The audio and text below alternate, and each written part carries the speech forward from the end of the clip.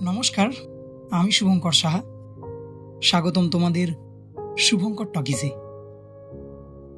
আজ বলবো এমন একটা গল্প যেটা শুধু প্রেমের নয়, এটা অপেক্ষার, ধোঁকার, চোখের জলের গল্প।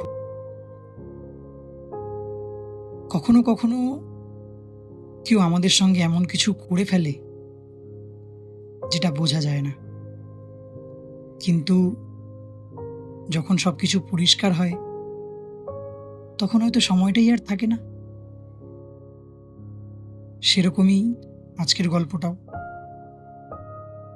তো শুরু করা যাক। শেষ চিঠি। ঋত্বিক ও মিলির গল্প। কলেজে 3rd ইয়ারে পড়ে।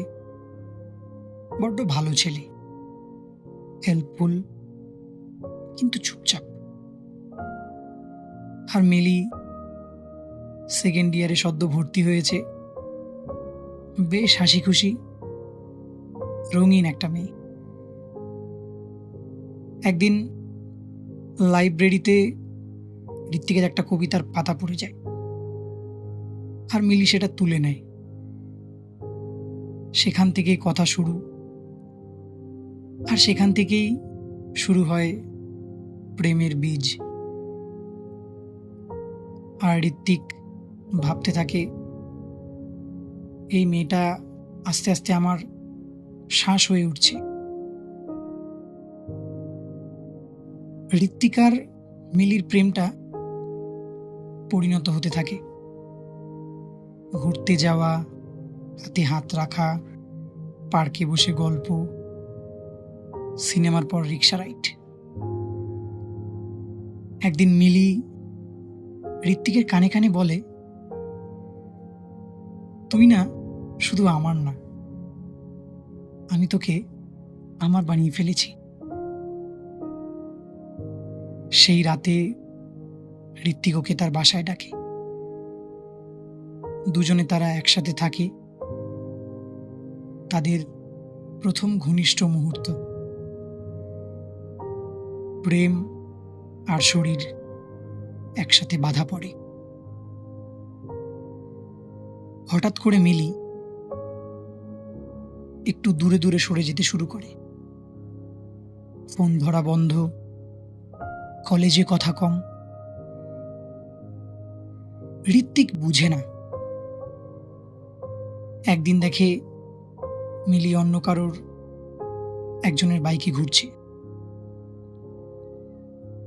রাতে ঋত্বিক জিজ্ঞেস করে মিলিকে, তুই তো আমায় বলেছিলি আমি তোর সব। মিলি তখন জবাবে, আরে আমি তো তখন ছোট ছিলাম ঋত্বিক, আর তুই তো বেশি ইমোশনাল। Just forget. তখন ঋত্বিকের মনের মধ্যে সবকিছু যেন ভেঙে চুরমার হয়ে যায়। সেই দিনের রাতের সম্পর্ক,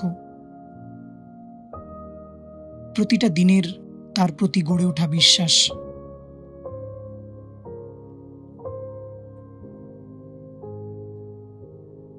হঠাৎ একদিন ঋত্বিক অজ্ঞান হয়ে পড়ে যায় রাস্তার মাঝে। ডাক্তার জানায় অ্যাডভান্স স্টেজ ব্লাড ক্যান্সার। আর মাত্র 4 থেকে 6 মাস বাঁচবে।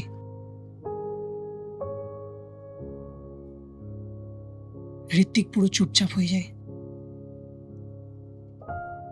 মিলিকে কিছুই আর জানায় না এই বিষয়ে। কিন্তু হঠাৎ মিলি জানতে পারে সবটা ঋত্বিকের এক বন্ধুর মুখে শুনে। সে ঋত্বিকের বাড়িতে যায়। ঋত্বিক শুধু বলে, তুই তো ভালোবাসিস না, তাই তোকে দোষ দিই না, কিন্তু আমি তো তোকে আজও বলে থেমে যায় ঋত্বিক। মিলি চুপ করে চোখের জল ফেলতে থাকে।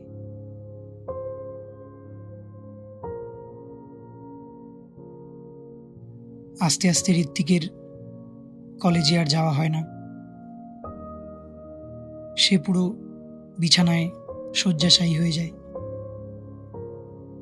একদিন সকালে ওর মা দেখে বিছানার পাশে একটা চিঠি। চিঠিতে লেখা,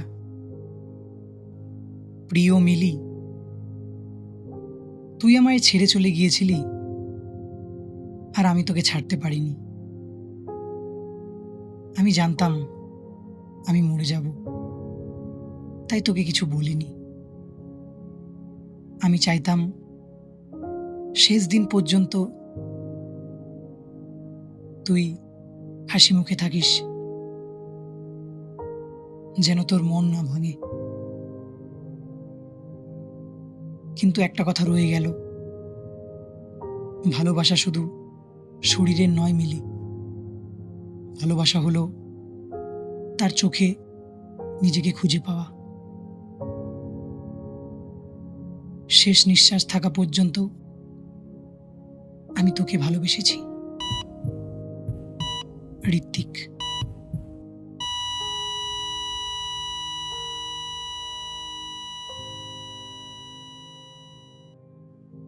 মিলি ভেঙে পড়ে, কারণ ঋত্বিক আর নেই।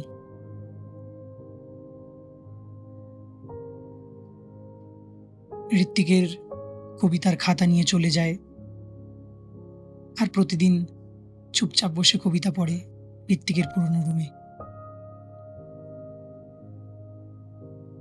ঋত্বিকের লেখা কবিতার শেষ লাইন, তুই যদি আমায় ছেড়ে চলে যাস, আমি তোকে ছাড়ব না। আমার মৃত্যুতেও তুই থাকবি।